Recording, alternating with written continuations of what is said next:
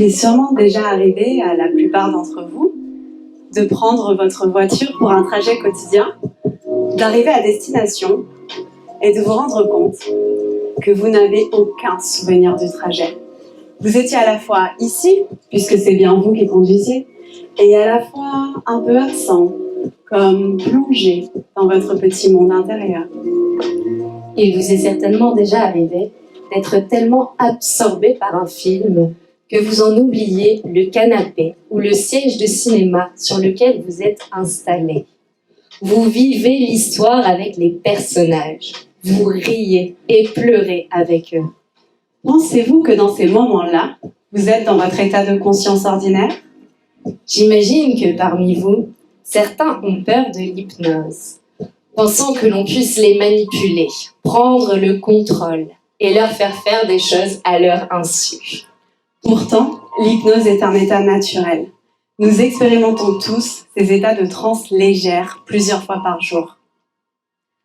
Ce sont ces moments où nous sommes plongés dans notre monde imaginaire, la tête dans les étoiles, ou ces moments d'extrême concentration, complètement absorbés par une activité.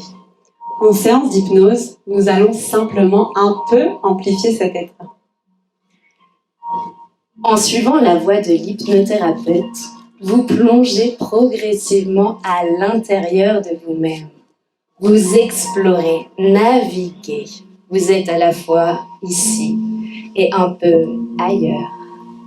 Savez-vous qu'il y a toujours une petite partie de vous qui veille à votre sécurité? C'est la partie que l'on appelle l'observateur caché. C'est un peu votre gendarme intérieur, votre garde-fou. Grâce à lui, personne ne pourra vous faire quelque chose qui aille à l'encontre de vos principes ou de vos valeurs. Par exemple, personne ne pourra vous faire tuer quelqu'un sous hypnose, à moins que vous soyez déjà un serial killer. L'hypnothérapeute est simplement un guide qui vous accompagne au cœur de vous-même. Finalement, les seules limites se révèlent être celles de votre imagination. Et si vous osiez l'expérience? Je vous invite à essayer ce soir, en vous laissant simplement guider par ma voix. Pour ceux qui sont debout, placez-vous bien ancrés sur vos deux pieds. Pour ceux qui sont assis, installez-vous confortablement dans votre siège. Je vais vous inviter à venir placer une main en face de votre visage, la droite ou la gauche, et placez votre regard au centre de la paume de votre main. Pouvez-vous voir les lignes? Pour certains, il s'agit de votre destin, de votre chemin de vie. Pour d'autres, un simple tracé génétique qui différencie votre main de celle d'un autre. Imaginez que ces lignes représentent votre vie jusqu'ici. Toutes ces directions, ces choix, ces décisions que vous avez fait jusqu'ici. À chaque instant, vous choisissez, vous écrivez votre histoire. Ici, chacun d'entre vous est acteur, créateur de sa vie, l'architecte. Parmi ces décisions, il y en a peut-être que vous auriez préféré éviter. Et pourtant, c'est bien grâce à l'ensemble de ces choix que vous êtes où vous êtes aujourd'hui et que vous êtes qui vous êtes aujourd'hui. Pour redécouvrir votre histoire, celle que vous avez écrite et que vous seul connaissez intégralement, il vous faut plonger à l'intérieur de vous-même. Et pour cela, peut-être aurez-vous envie de davantage vous relaxer et relâcher votre main naturellement, tout doucement.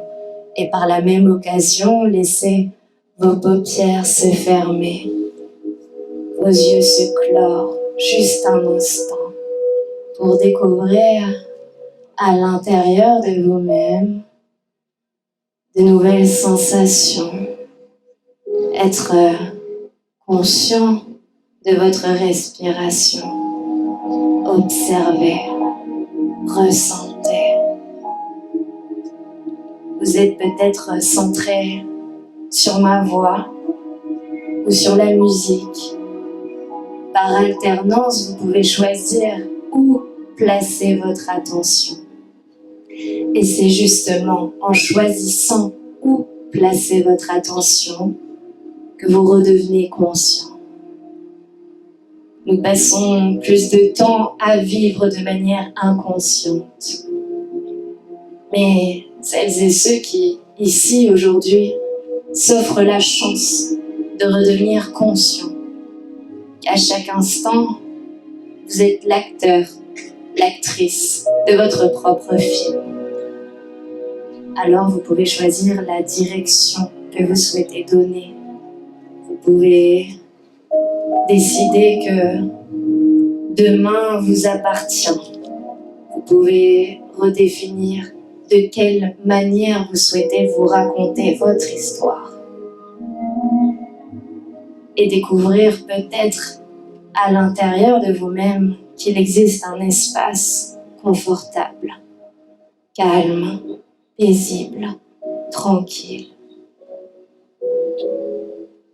En simplement choisissant de ralentir, d'écouter, de ressentir, de découvrir l'extraordinaire dans l'ordinaire, de voir que votre respiration qui se fait inconsciemment est un miracle à chaque instant, que tout ce qui se déroule autour de vous et en vous est issu d'un miracle.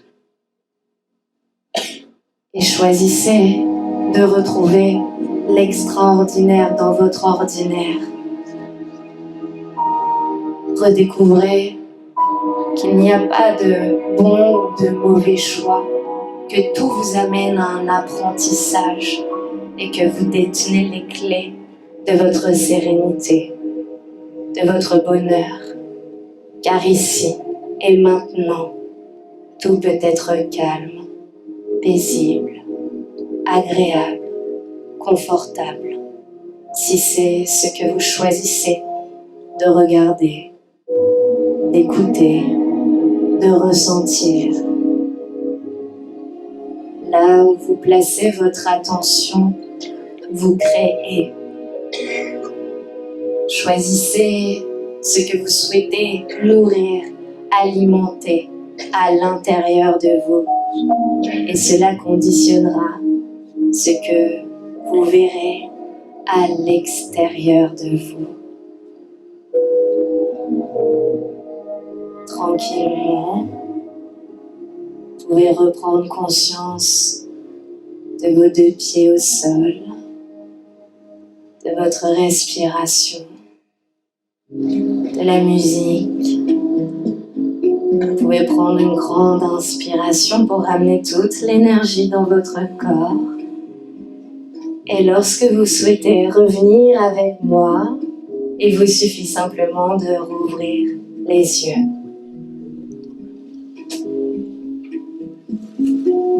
Alors, ce petit bain d'hypnose, je vois que certains reviennent de loin, que d'autres sont restés peut-être un peu plus en surface.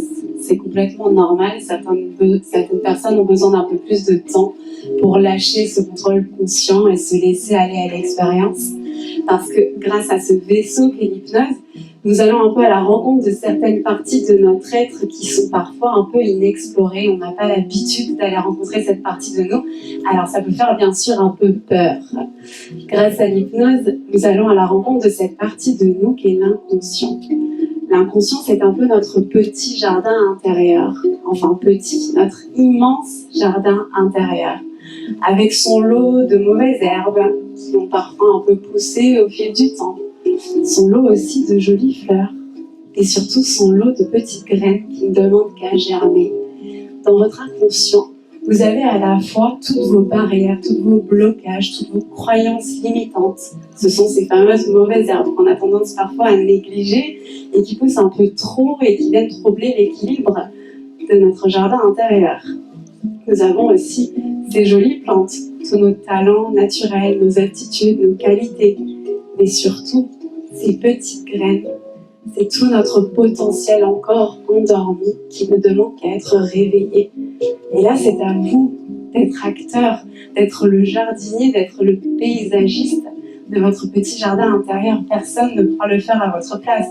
Même l'hypnothérapeute, ça va être simplement un guide dans cette expérience. Mais c'est à vous d'aller de temps en temps un peu débroussailler, d'aller un petit peu arroser ces jolies plantes, d'aller un petit peu faire le ménage dans tout ça.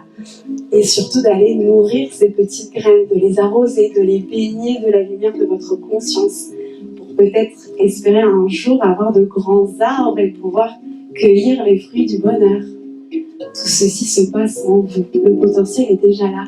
Votre inconscient contient à la fois tous vos problèmes, mais aussi toutes vos solutions. Tout est déjà à l'intérieur. Et c'est pour ça que grâce à l'hypnose, on arrive à travailler sur des problèmes qui peuvent être latents, qui peuvent être là depuis des années, bien ancrés, et on peut trouver des solutions assez rapidement en quelques séances. C'est une thérapie brève, parce qu'on va directement à la source des choses. Souvent dans la vie, on a tendance à vouloir contrôler les choses extérieures. On a tendance à vouloir contrôler les gens, à vouloir contrôler nos relations, l'image qu'on va donner de nous. Mais en fait, est-ce qu'on a vraiment un pouvoir sur tout ça ? La vie est juste la vie se déroule avec son lot d'expériences, mais on n'a pas vraiment notre pouvoir sur les expériences que la vie nous présente. La seule chose qu'on va pouvoir choisir, c'est la manière dont on va traverser ces expériences, le regard qu'on va porter sur les choses. Et tout ça, ça commence à l'intérieur. On ne peut pas changer le monde, on ne peut pas changer les choses sans se changer soi. Comme Gandhi l'a dit, soyez le changement que vous voulez voir dans ce monde. Ce qui peut sembler un peu paradoxal avec l'hypnose, c'est qu'au moment où on ferme les yeux, on peut avoir l'impression qu'on va plonger dans le monde de l'illusion. Alors que lorsqu'on a les yeux bien grands ouverts, au contact de ce monde, de cette matière, de ce qu'il y a de concret et palpable, on a l'impression qu'elle est là, la réalité. Mais si on se pose la question, où est l'illusion de la réalité ? Peut-être que vous est déjà arrivé d'être en présence d'une autre personne sur une même situation et d'avoir deux visions différentes. On expérimente selon nos propres filtres de perception. Chacun vit la situation sous un regard différent. Et c'est ici qu'on peut voir l'illusion. Le travail de l'hypnothérapeute, c'est de raconter des histoires pour vous amener justement à plonger dans votre monde intérieur. Peut-être que le travail de chaque être humain est de redécouvrir les histoires qu'il se raconte, les histoires que vous vous êtes racontées jusqu'ici, et celles que vous choisirez de vous raconter à partir d'aujourd'hui pour conditionner ce que vous écrirez demain. En parlant d'histoire, laissez-moi vous raconter une petite histoire. En Inde, on raconte qu'au tout début des temps, les hommes étaient tous des dieux. Mais ils abusèrent de leur pouvoir. Alors Brahma, le dieu suprême, décida de leur retirer. Il convoqua les autres dieux afin de décider de l'endroit où ils allaient pouvoir cacher le pouvoir des hommes pour que plus personne ne puisse le retrouver. Alors les dieux proposèrent « Nous avons qu'à le cacher tout au fond des océans ». Et Brahma répondit « Non, les hommes iront explorer les abysses et les profondeurs des océans, et ils trouveront. Alors, pourquoi pas le cacher très profond sous la terre ? Non, les hommes creuseront, et ils trouveront. » Alors les dieux restèrent perplexes, mais où est-ce qu'ils allaient bien pouvoir cacher le pouvoir des hommes sur cette terre, puisque partout, ils iraient chercher ? Alors Brahma reprit la parole et il dit « Je connais le seul endroit où les hommes n'iront pas chercher. Nous allons cacher leur pouvoir tout au fond d'eux-mêmes. » Et on raconte que depuis ce jour, les hommes passent leur vie à chercher leur pouvoir à l'extérieur, alors que depuis le début, il était là, tout au fond d'eux-mêmes.